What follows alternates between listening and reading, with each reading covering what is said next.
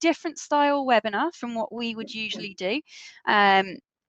So usually with a webinar, we're sort of informing you of our stance and giving you guidance and direction on how you should do certain things. What we wanted to do today was actually bring a few different perspectives. So people that are actually experiencing the same things that all of you are experiencing from different areas and from different angles, and actually just have an open discussion and find out a little bit more about how we're dealing with it, what problems have we come up against, and how have we resolved them, and sort of what we're planning to do to get to the reopen, which is looking like it's going to be in the near future now.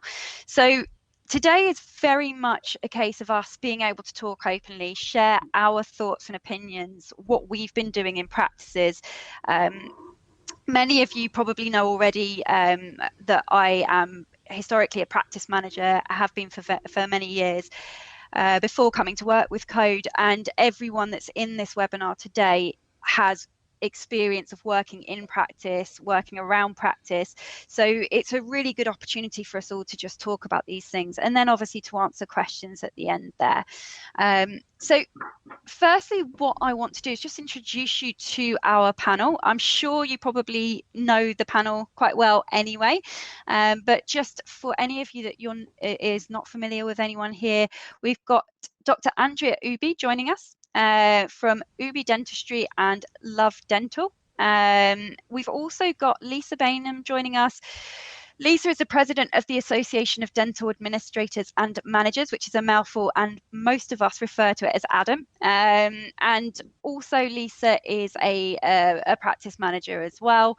And we've got the lovely Tracy Stuart. Now, Tracy, I'm sure you've all sort of met or seen Tracy before, but she works with change management and people's behavioural studies. So does a lot of coaching and presentations and training on how to get the most out of your team and how to get your team working well with your patients. So we've got a real nice mix here of people working in practice, people working with practices, and I think the main thing that I wanted to highlight is that everything that you're worrying about, everything that you're questioning and that's giving you sort of the sleepless nights, they're all things that we have experienced or we've been thinking about as well. And this is just our little opportunity to talk you through what we felt and how we felt it, and hopefully give you some ideas, maybe some reassurance that you're not alone on this. So what I'm going to do is we've got some key areas that I've put together here. These are a lot of the things that I'm hearing from our members and people that are calling Code and I Comply. These are the common sort of questions and things that we're hearing. So I just wanted to put these questions out to our panel today, and we'll just get a nice sort of feedback from everyone. So firstly, what I wanted to look at was the challenges and triumphs, because it has been a challenging time. There's no doubt about it. But when we are forced to go through these difficult situations and scenarios, generally what we find is that there will be some things that we learn from that, and there will be some triumphs, and you'll see that your team come together maybe in a way that you didn't know they were capable of doing. So challenges and triumphs. So if what I'm asking here, I guess, is what have been some of the main challenges and triumphs that you have encountered over the last few months? And what have you taken away from that? What have you learned from that? If I could start with Tracy on this one. Thanks, Sam. Well, rather than sort of looking at me, I'm obviously looking at clients. I mean, if it was me, I'd technology and trying to get my head around it, but it's not about me. So I think initially it was definitely furlough. You know, furlough took up, or if we go back even a step before, it was money. It was everyone was running around to kind of actually see if they can actually take, you know, payment breaks of mortgages and all sorts of things like that.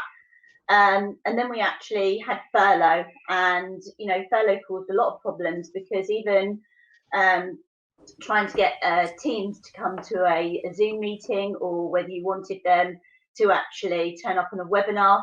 I mean, I do a virtual coffee morning every week, and I had a therapist who pulled out because she was worried not getting her furlough money if she took part of that. And also, I think it took a while for everybody, including the companies out there that were supporting practices, because you could ask 3 different solicitors and they'd give you 3 different answers. So it was quite confusing for people to actually know what to do and what was right. And then at the moment it's who do we bring back and when do we bring back people. You've got the reception staff, absolutely petrified on, are patients going to kick off? We've got these lists of patients, and it's a bit like me actually texting my hairdresser going, I am on the VIP list, aren't I? I'm going to be the first one that's going to be there. And especially if you've been in a practice and you've supported those patients for a long time, those patients see themselves as friends and not just patients, and they all want to be on that list. So, doing lots of work with all of the team, and this technology is a great way to be able to do that, so that we can actually help the team understand the personalities and almost preempt what a particular personality profile is going to actually do, how they're going to behave. And so if you can understand that, and you can even look at things like reading people, looking at their faces, and understanding what that's telling you. It's very helpful as a trainer on Zoom, so I can read what's going on in somebody's mind. But if the team can actually read that within the patient, whether it's at reception or whether it happens to be in the surgery, these micro expressions are so important. So there's been lots of different areas, because I'm not supporting just one role in the practice. I'm supporting the business owners. So I've got some that have actually spent 30 grand on PPE and got what they think they need. And I've got others sitting there going, you know what, I'm just going to wait until we know what we need. I mean, you've got the screens, people going out and getting the screens. I mean, I went into Asda the other day, I had to pick up a prescription, and the person behind the screen in the pharmacy was, kitted up, and 4 times she was saying, I'm sorry, madam, I can't hear you. I mean, that's all right if you're there to get hay fever tablets. And if you've got elderly patients, are these going to have loops? And I think, we can't give you a yes or a no here, because we don't have the guidance to say it's yes or no yet. But all we can do is give you some ideas and have some action plans ready, so that you can actually kick off as and when we get the green light.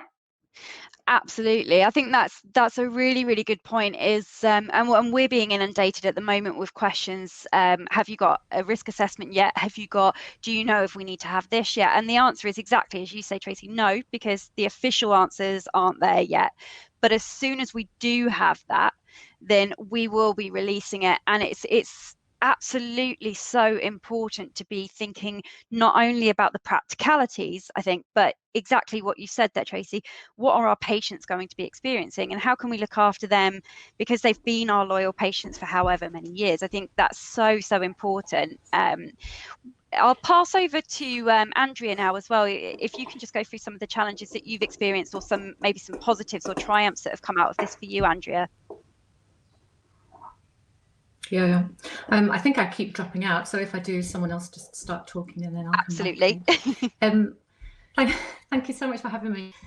I think the challenges have been absolutely huge, and I think the whole of my practicing career, and having practices since 1996, this is the biggest thing that's ever happened to me, and this is the biggest thing that's happened from a business perspective, and I think possibly from a personal perspective for the whole of our country and globally. And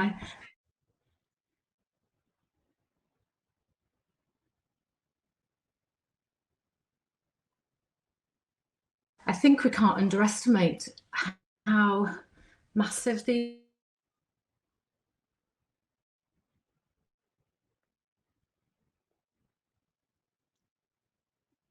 Oh, I think we may have just lost Andrea. So what I'll do, Lisa, if I can ask you to unmute and hop in and answer the question as well, that'd be great.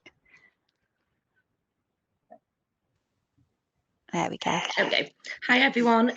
Yeah, I think, you know, it's a little bit similar to what Tracy was saying. The biggest challenges that we've had is obviously, you know, as Tracy's already mentioned, like the furlough. Once we started getting that sorted, it felt like we were moving into a bit more of a calmer state, kind of a, you know, right, what do we do now? I've been, it's for me, it's been, the challenges have been the financials, trying to look at lots of different scenarios, you know, and even now it's kind of, you know, what production rate do we need to come back at to be able to survive, all of those different things. But more from a practice manager point of view, I think it's kind of revealed quite a lot what's in our team. I mean, I've you know, as a practice, we've worked with Tracy for years, and it's been great because Tracy's taught us how to recognise the different personalities. So kind of a triumph for me is actually, you know, doing something that we thought we were pretty good at anyway. You know, all of this has kind of brought out different strengths in quite a few team members. You know, unfortunately, you know, there is the odd, you know, thing it's revealed which isn't so nice, but you know, can't be spoiled, can I? So yeah, it's just kind of like Andrea started to say before, you know, it's not something we've ever, you know, had to deal with before, and I think there's a lot of practice managers out there that have found it quite difficult, because some of them have been furloughed. So sort of talking with my association hat on, I find, you know, it quite sad. And obviously, Sam, as we were sort of talking about yesterday when we had a catch up, you know, there's a lot of principals and dentists that have actually taken the time to actually start to get to grips with compliance, and they're realising how massive it is and how much their practice managers actually do. So that's another little triumph, I think, for practice managers. Yeah, absolutely. I agree. I think we're hearing from a lot of practice owners recently. So a lot of practice owners are getting in touch with us. They're starting to use iComply for the first time because their practice managers have always dealt with it. So we are seeing a lot of practice owners and business owners for the first time actually being completely in charge of doing the compliance side of things, and recognizing how much it's grown over the last few years as well. So I think it's great to have that transparency across the whole team. Everyone sees actually what is involved in different roles, and I think it's really built a good appreciation across all team members as well. Yeah, absolutely. And I think, you know, they've come out of their surgeries, you know, quite often for the first time in years in the whole career. Yep. So it's it's the ones that are going to go back in and then kind of dump it all on their unfurloughed practice manager that I feel a bit sorry for. So I think they just need to work together, and like Tracy's, you know, mentioned before, just be mindful of, you know, it being a complete team effort. Absolutely. And one of the things we know is going to happen when we do reopen, whenever that is, and whatever that looks like, it is going to be busy. We are going to be working extended hours, and it is going to leave little time for a lot of the admin and the compliance and things that we've previously had time to do. Even though we might not have felt like we had time to do it, we certainly would have had more time to do it previously. So I think there is a real focus on getting the right processes and systems in place now, so that helps you when you do reopen in the new world of dentistry. I'm going to just move over. If I could just ask you to mute your microphone for a second, because we're getting a little bit of echo there, Lisa. Thank you. So I'm going to move on to the next question. Looking at the well-being of teams and managers, and really the well-being of everyone, and that includes your patients as well. So I'd like to just open up a discussion about how people have managed the mental well-being of their teams, their clients, their patients, and just as important, yourselves throughout this period. I might actually start with you, Lisa, on this one, because yesterday we had a really interesting chat about some Wellness Wednesdays that you're running, and I thought that's really, really nice. So if I could actually start with you on this one, Lisa, that would be great. Problem? Yeah, there we go. I'm back. It's yeah, it's something that, you know, it's not suddenly become kind of trendy to do, and everyone's sort of talking about all the be kind, like it was kind of a trend, you know, before COVID. But I think what's actually happened is it's made people realise that there is something in this, you know, the fact if you've got your team and their mental well-being's good, you know, it does benefit patients and the whole practice. Before COVID, we have a practice counsellor who used to, about 10 years ago, be a dental therapist for us. And there's each staff appraisal, we have a chat, but we give our team,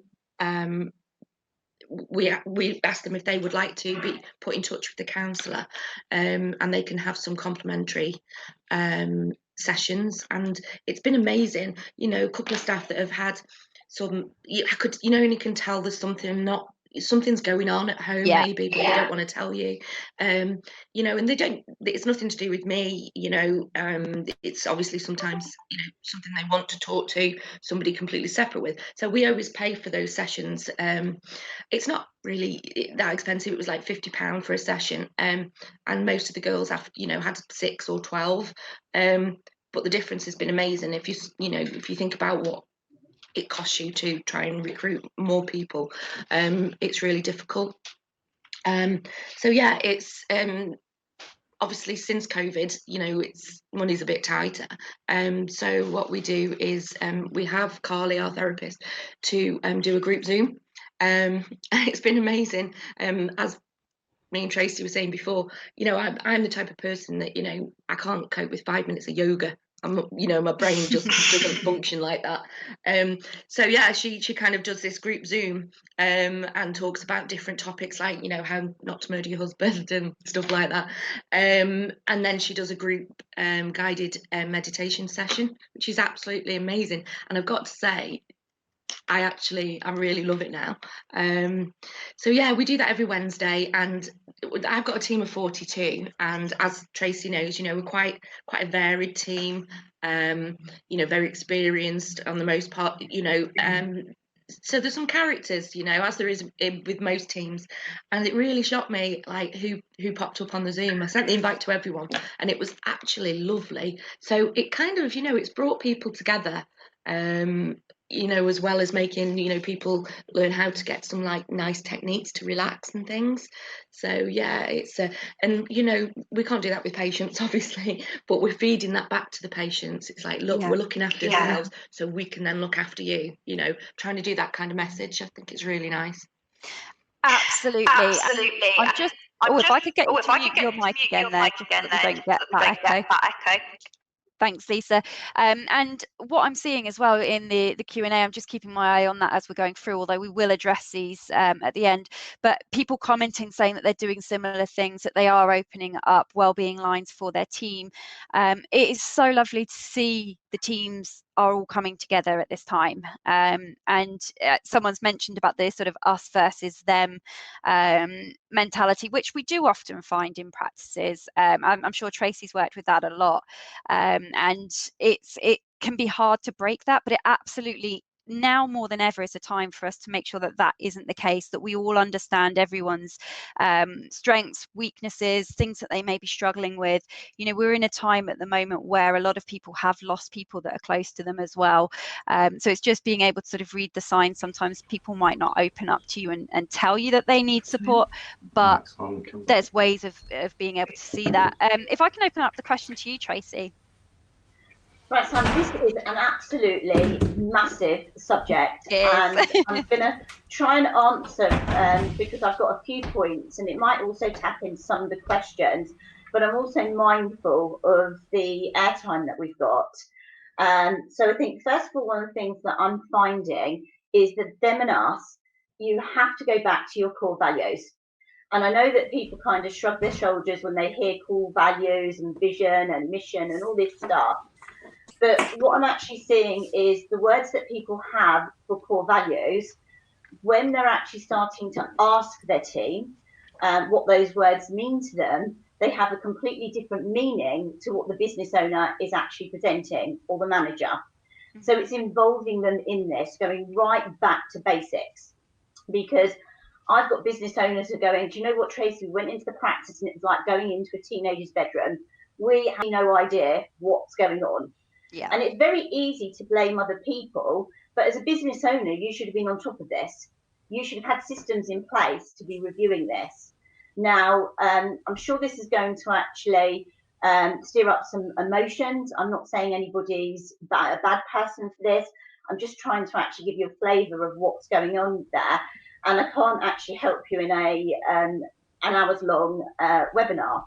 But what I have got for you, which will help, is in the actual handout section, there are some handouts that will sort of help you be able to support your team better, because an emotion is involved in everything, every decision, any action that you take.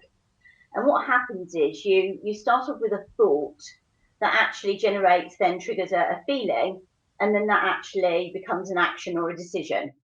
And it's a bit like if you're, every summer somebody will die because a wasp flies in the car and you think, oh my goodness, they're dangerous. Your feeling is fear. You've turned the wheel around too fast and your car's upside down and you're seriously injured. But it all steers from an emotion. And there's a hell of a lot of emotions going through everybody in the team. Yeah. And as managers, we're doing everything to try and support our team, but we've got to look at who's supporting us and who's supporting the business owners as well.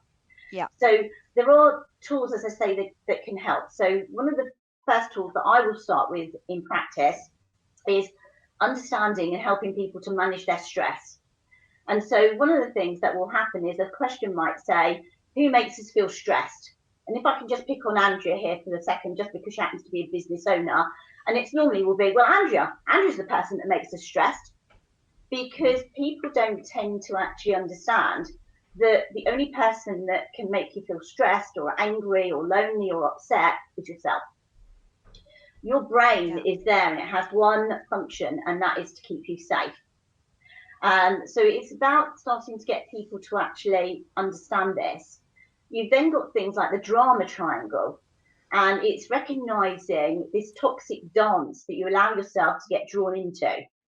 And so are you playing, the role of the victim or the persecutor or the rescuer?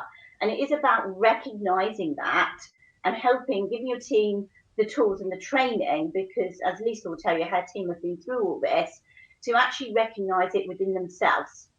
Because you can't tell somebody to do something or not do it and expect them to be able to follow your lead if you, as a business owner or a manager, you don't understand what's driving that. Yeah. And then we talk about mindsets. And again, the training tool that you've got in the handouts are the choices that we make. And I've drawn it out like a roadmap. Do we go down the learner path or do we go down the judger path? And it's very easy to be drawn into that judger path. So you might find yourself saying, oh, they're idiots.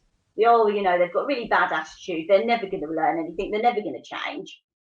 But the learner question might be, well, what assumptions are we making here? So it's truly getting people to understand themselves. And so what then tends to happen, I have people come to me and go, oh my goodness, Tracy, it's like you've got a crystal ball. You know exactly what's actually happened. And when we've got people who are fearful about returning to practice, this isn't necessarily because of COVID. It isn't necessarily because something's actually happened with a family member now, but they may have actually lost a parent, when they were 4 years old. And this is stirring up a lot of old memories and feelings, and they have got no idea how to process this. Now, I'm not a counsellor. There's a very difference between counselling and coaching, but it is about helping your team to understand this and become the best version of themselves. And whereas you might have somebody you feel that they're being resistant, you feel that they've got no hope, you've got an associate who you feel isn't interested in delivering private dentistry, once you start to actually tap into this, it's like an iceberg. You see what's outside the water, but you don't see what's underneath the surface causing it. And as dentists, when a patient comes in and they're nervous, we'll make up all sorts of excuses. They've had a bad experience. We'll do what we can to look after them. But what about your team? So if you've got somebody who you've asked to present your COVID policy to the rest of the team, and they refuse point blank, they're not actually necessarily being a bad person or resistant. They may have actually stood up in assembly at 7 years of age and had to read out something, fluffed their words and got teased and bullied and picked on. And that is what's actually causing this behaviour of, no, I'm not going to do it. So we need to just take a step back, stop making assumptions, and actually use the right training and tools to truly support your team, as somebody put in the chat box or Q&A section, and let's actually get together and let's come together and let's actually be a team. Absolutely. Thank you, Tracy. And that leads us really nicely over to you, Andrea, because obviously you have a team in your practice that you're working with, and I know from speaking with some members of your team that you have a really good team dynamic there. So it would be great to just find out a little bit about what you've been doing for the mental well-being of yourself and your team during this time. Yeah, I think it's been an extraordinary time for stress for everybody, and I think the key things that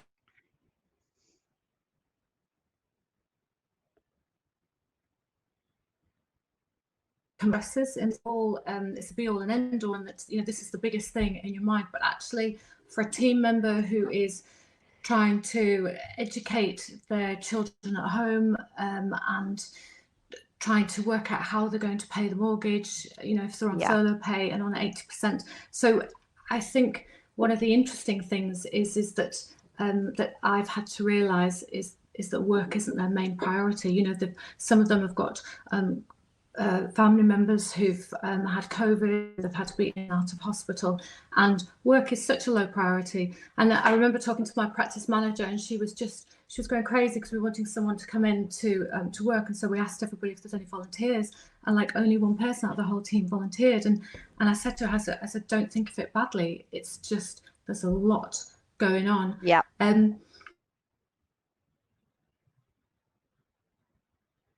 But it was just, as an employer, I am not responsible for my team's reaction going on, and I can help them and I can support them and I can communicate as well as I possibly can, but I can't take that burden because that's out of my control. And as Tracy said earlier, that's their issue, that's their thing, and how they deal with that, whether that's well or badly.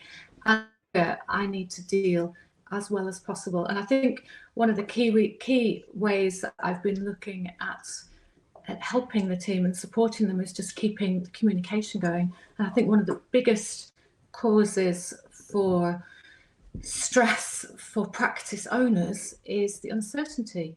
You know, when have we ever had so much uncertainty? We don't have a date, we don't know. And, you know, we look at what was sent out today, but I mean, I was excited just when it came through, and I thought, oh, tell me, you know, on the 6th of June that I can do this, and then on the 1st of July that I can do something else. And actually, it's just what everybody's been talking about the whole time, about just the whole preparation. Basically, there was nothing new in it, which I think the teams just need to know. And even if there's nothing that can be said, and even if there's no start dates, I think just the communication of that, I think is important. You know, so I ring my team regularly, and I say, I've got nothing to report to you, or this is what we're doing all the preparations for when we get back, but we don't know when we're going to start. And I think just communicating, even the not knowing, I think is really important. I think the other thing that we do as a team, and also myself in my personal life, is that we ask each other how we're feeling. Yeah.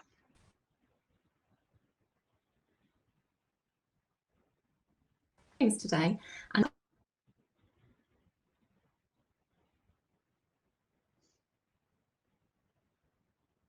I think we may have just lost Andrea. Sam?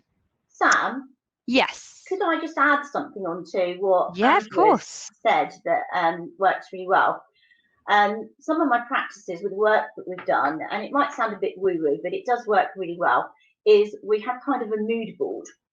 And so what it will do is when they come in the morning, they would actually have emotions. So it might be sad, it might be happy, whatever it is. As a team, they actually decide what those emotions are. And there's a thumbnail picture of the team, and they have a thumbs up or a thumbs down.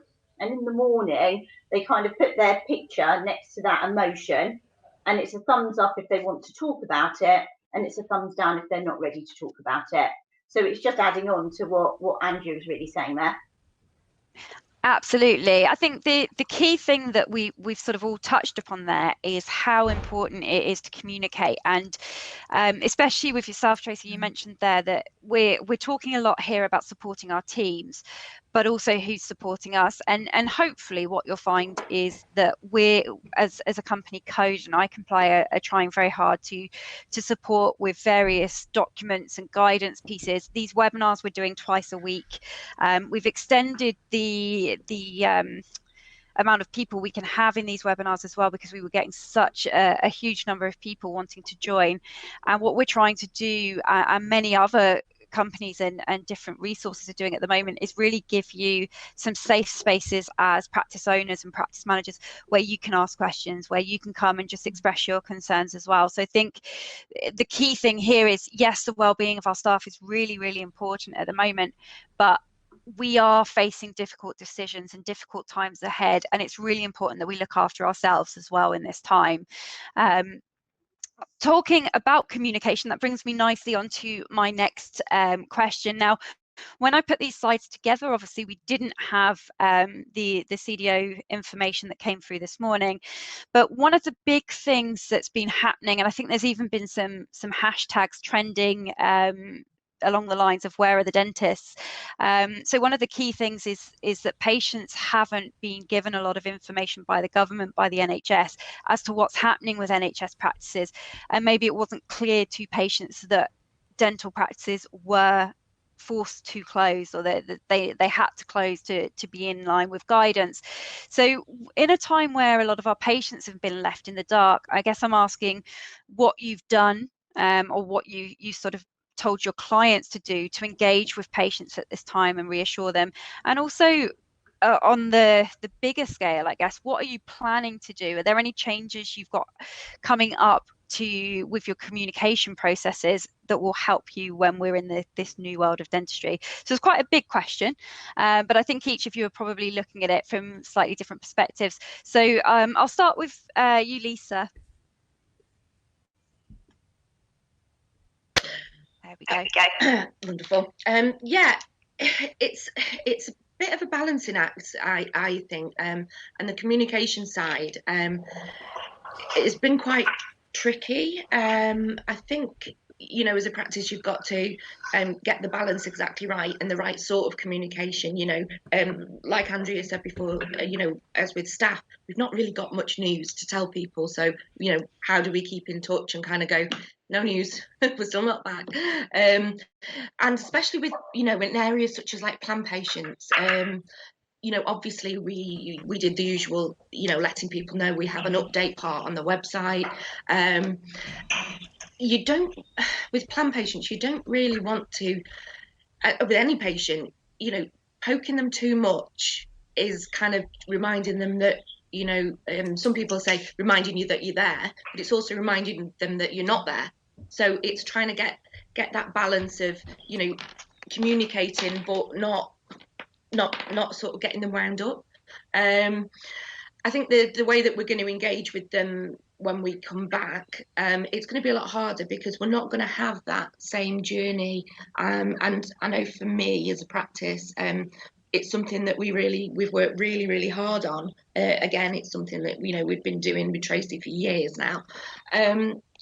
And, you know, we know that if we can get a patient through the door and when they meet the team and the way that they're treated and the way we make them feel, you know, our conversion rates are, you know, in the 90%, which is amazing. And my concern is, you know, if we start doing more sort of telecommunications, more consultations on Zoom, things like that, how do we get the essence of our, you know, all the nice things about our practice, and how do we kind of get that over to a patient, you know, on a screen, because it isn't the same. You know, when we're going to be moving them through the practice pretty quick, there's no standing around having a lovely chat, you know, because we're not going to be able to do that. So it's just looking at ways, and I think videos are great, but it's not enough just to do a consultation. You need to kind of show them the practice, tell them, again, like what Tracy says, what your values are. And if you could get those kind of things across to patients, that will kind of, you know, fill the void a little bit of the, you know, the personal touch. So yeah, it's a work in progress, and it is something that we're going to sort of have to evolve with. And once we see what patients actually like, patients want to come in. If we open tomorrow, they'd come. That is not the problem. And I think it's just getting the message to them that, you know, we are safe, we are health, you know, conscious. We want them to be okay.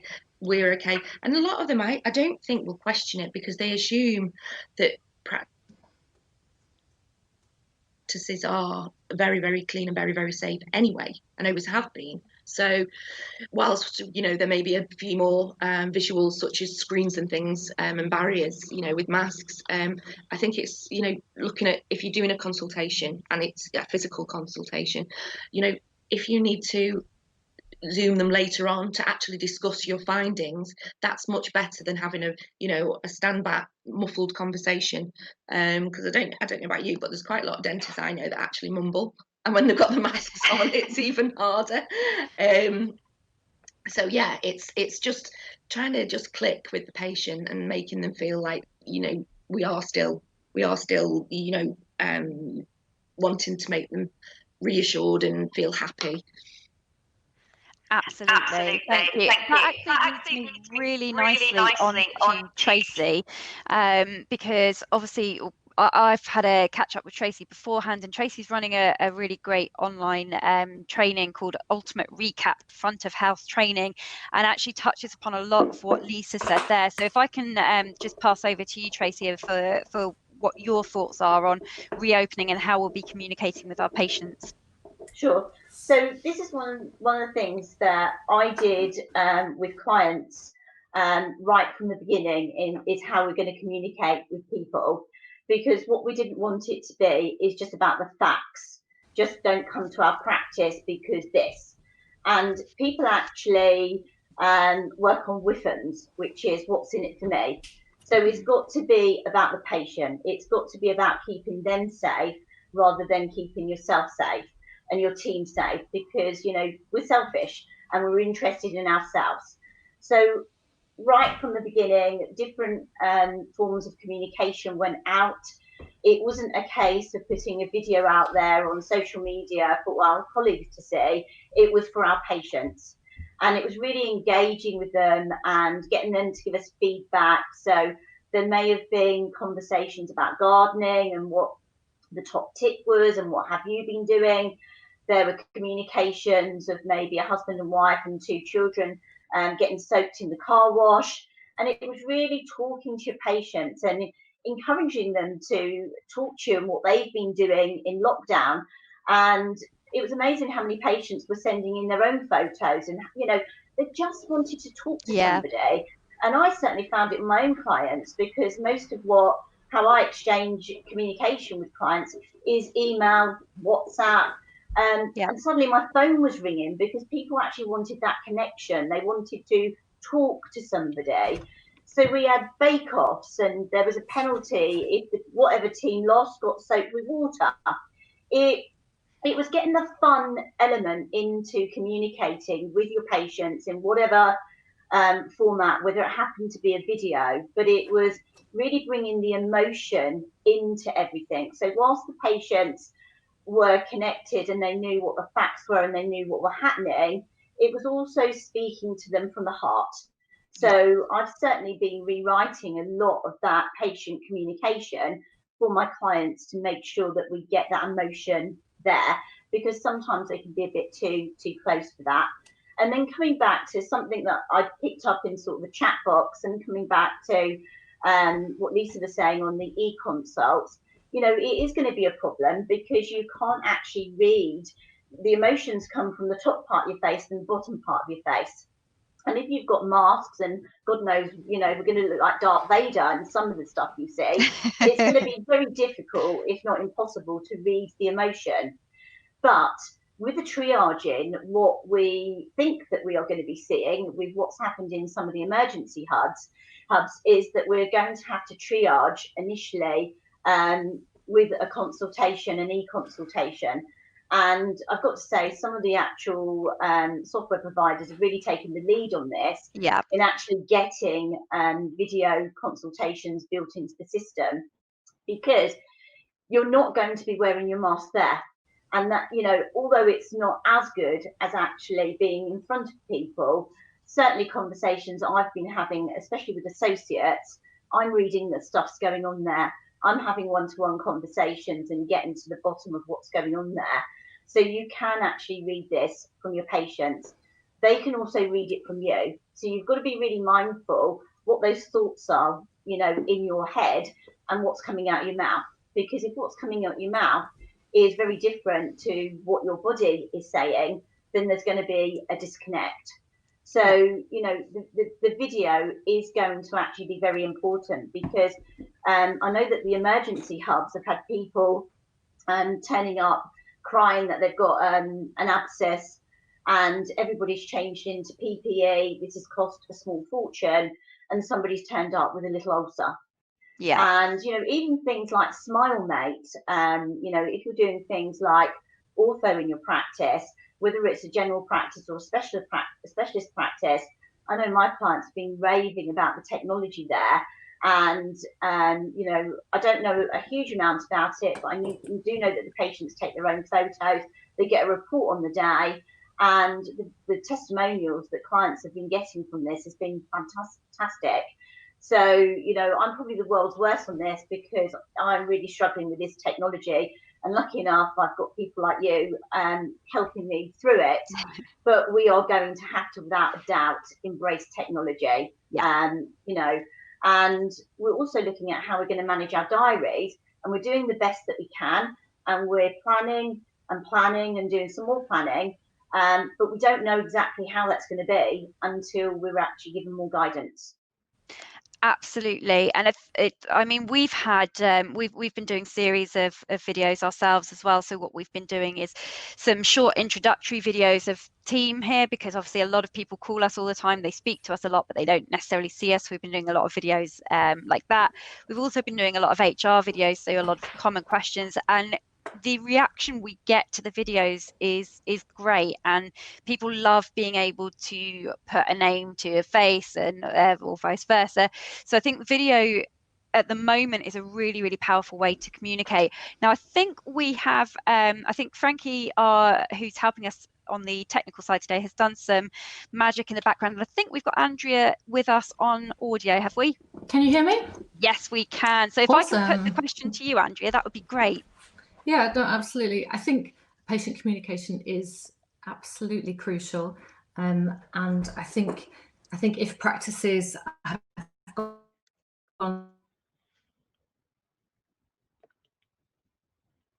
Oh, I think we may have stepping up. We've got our receptionists. Have you lost me? We did for a second, but we've got you again now. Oh, you got me again? You got me again? We have. Maybe I can call in actually on my phone if we keep having problems with this. So we've got our receptionists working, and then obviously they're taking calls, but also they're calling patients, because a key stress is patients who are in the middle of treatment, particularly say orthodontic treatment, and they're worried, and they're worried when they're next going to be seen. So our receptionists are actively calling patients just to explain the situation, just so that they realise that they're on the priority list. We're sending out regular emails. Tracy, it was Lisa who said you've got to get the balance right. If you send too many, then there's people are saying, well, why you? Yeah.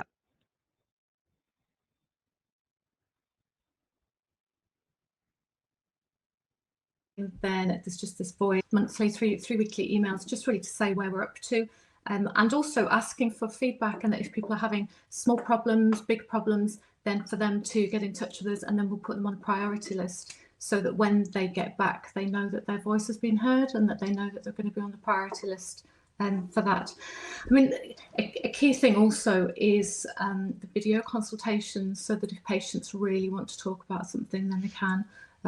So that's a massive thing. I think the overriding thing is communication, and as leaders in these practices and as leaders of our teams, we need to communicate, even if we don't know anything, and even if we're going to communicate and say we don't know anything, then people need to know, because otherwise they think that stuff's going on behind them, and that is stressful. But if the leadership is communicating as possible, which is a really cool thing. The reopening thing, I mean, that's the $1 million question, isn't it? You know, when are we going to reopen? But until we know, we don't know. Absolutely, and tying directly in with that is, I think before we can answer when, we need to have the answer as to how, which seems to be filtering through, and we're getting that bit by bit at the moment. So hopefully that will be in the near future. Certainly it's going to look quite different, but it's good to know that we're all thinking the same things, we're all worrying about the same things, we're all sort of coming to the same conclusions and finding ways through things, which I think is really, really great, which leads me on to my next question. Because what I think something that's really great to see, not just in dentistry, but in just people as a whole at the moment, is that people are doing things that they've never done before. They're being very innovative, thinking up of ways of doing things differently, and adjusting to the situation that we're in at the moment. So I've got a question. What innovative steps have you taken, or have you heard of other practices taking to prepare for the new world of dentistry? So anything that you sort of thought, oh wow, that's a really, really good idea. I'll open this up to anyone, because I'm not sure who's got an answer to this and who hasn't, but if anyone has got something they'd like to add here, that would be great. Yeah, sure. I've not said much. I'm sure I could say something. Brilliant.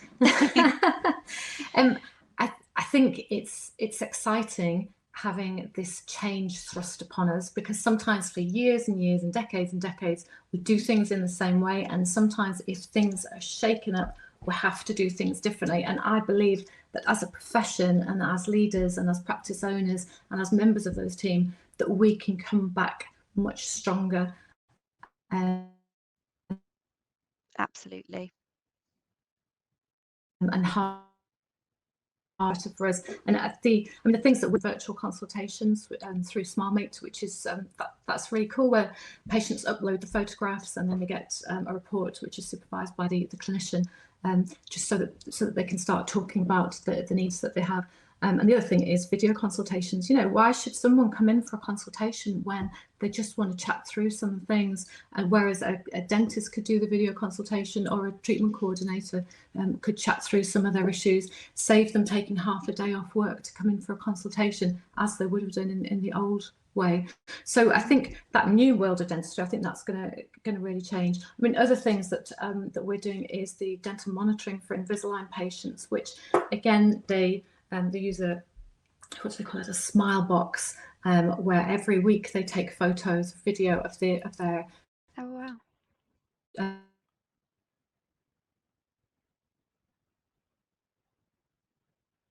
Upload it, and then by how the teeth have moved, and it's so accurate, even more accurate than the patients coming in and the dentist looking and go, oh yeah, that's moved. And if they haven't been wearing the retainers, then they've got to go back and rewear them for another week or so. And that's really exciting, because that reduces the number of appointments they need with the clinician. So it might be that they need just a setting up appointment, and maybe even a final appointment for some of the more simple cases. So again, why not use it? Why do we need that in the new world? Why don't we just use that anytime? Because patients are busy. I mean, I know I don't want to be going to the dentist, once a month, if I can just go maybe once, go twice in 6 months. So they're really exciting, innovative steps that are happening in the digital world. Absolutely, and great to hear a couple of you are mentioning SmileMate there. I think it'd be really interesting, actually, just if anyone doesn't mind, just so that we can get a feel for what people are doing. If anyone can pop in the chat if they are using SmileMate, or if they're not, that would be quite interesting just to find out. Tracy, have you got anything that you want to add on the sort of innovation and steps that people are taking at the moment? Yes, and again, I think this is still all sort of in the planning stage, because until we know what, I know I'm sounding like a broken record, but we don't know what we can and can't do. But one of the things that is music to my ears is people that had actually closed the idea to using a treatment coordinator are now more open to it. Yep. Because using the e-consults is going to make it a bit easier. Now, in your handout section, I have actually got a step-by-step guide of the treatment coordinator role. Just bear in mind, this was before, and so it, will need to be updated, but I can't update it until I actually know what we can and can't do.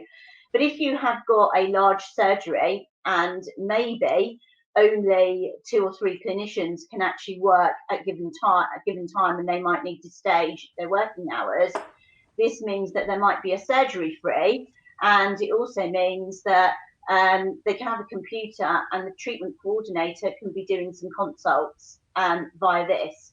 So I think it really does open up the treatment coordinator role. And I know that I'm doing a lot more training in this, and we will be covering this on the 12th of June virtually via Zoom. I have another client who did try something that was, very out there. Unfortunately, it wasn't a great idea, as in he got reported and he almost got carted off by the police. But, I've got to give him credit, because Neil Barker is just out there when it's actually looking at doing things different. And whilst some practices were delivering their sort of Invisalign bits and kind of throwing them over the gate, Neil was actually delivering antibiotics by drone. Wow. Sadly, somebody took umbrance and reported him for whatever. And unfortunately, he was asked not to do that. But I think it's the best one I've actually seen or come out, and I really don't think you can actually discredit him for trying. And at the end of the day, he was putting his patients right at the front of everything he did. It's certainly innovative, let's say that. Lisa, what about yourself? There we go, we've got you. Wonderful. It's been nice seeing sort of the practices looking at different ways that they can make things better for the patients and actually for the team. I loved that drone. I saw that. Didn't he get in trouble? There's a whole forum of droners, if that's what you call them, and it was absolutely hilarious, Trace, wasn't it? But yeah, to prepare, I think for me, as you say, we've got the obvious things. Well, the not so obvious things. We don't know how it's going to sort of pan out at this point. I think for me, to prepare for the new world of dentistry, and to not go, to take what we've been through and actually improve everything from the patient journey to the video consults. For me, it's looking at the CSR side of things a little bit, because we are going to be missing that contact, and teleconsults are brilliant. They will be great. They'll save people coming in and all of that, but that needs to be replaced with something else. And I think patients want to see that, some people don't like, Trace hates tech, don't you, Trace? I've heard her swearing over it a few times. And I'm not far behind her, to be honest. And some people don't like it. I'm not going to say older people, because I think most grands now are all on Facebook and they are used to that. But we do need to replace that with something. And as Tracy was saying before, I know Tracy's running some front of house courses, and it's just bringing everyone together so that we're on the same page and going, right, what can we do? And going back to the CSR thing, patients, hopefully everyone's been doing some good of some kind while we've been on lockdown, be it charities, or volunteering and things like that. And patients, I think, want to see us as people and as like them. So I think going back, it needs to go back. It won't be going back. We know it won't be normal, but I don't think we'll be normal either. I think as a team, we've all learned some really good lessons you know, about kindness and personalities, and just trying to, you know, be better and nicer and kinder to people. So yeah, that's the steps that I'm really looking forward to, as well as the whole new digital. Absolutely. I'm gonna skip forward onto the next question. What I might actually do is we'll go through this a little bit, but we've touched upon it a lot already, and I am very conscious of the time, and we want to get a Q&A in as well. So just to in case there's anything that anyone else wants to add to this, there's a lot of discussion about how front of house is going to need to be contact free / virtual. If anyone has had time to read through the documents that were released this morning, there's a video of what that might look like and what it looks like in the emergency hubs at the moment. So it's really just, I think we've probably covered it a lot already. What are your thoughts on this? What steps are you taking to prepare for this? And the main thing is, I think we can all agree on, is that we just don't 100% know what that's going to look like yet, but we are all preparing and trying to work out what we might be able to do. I guess what I would like to do is just mention again that there is some training that Tracy's running on the 12th of June, which she mentioned, on front of house training. And I think from my perspective, the main thing here is that everyone needs to know what the new approach is going to be. So there's no point in just your reception team being trained on the front of house processes. I think the whole team needs to know what the goal is and how you're going to be achieving it. Would you agree with that, Tracy?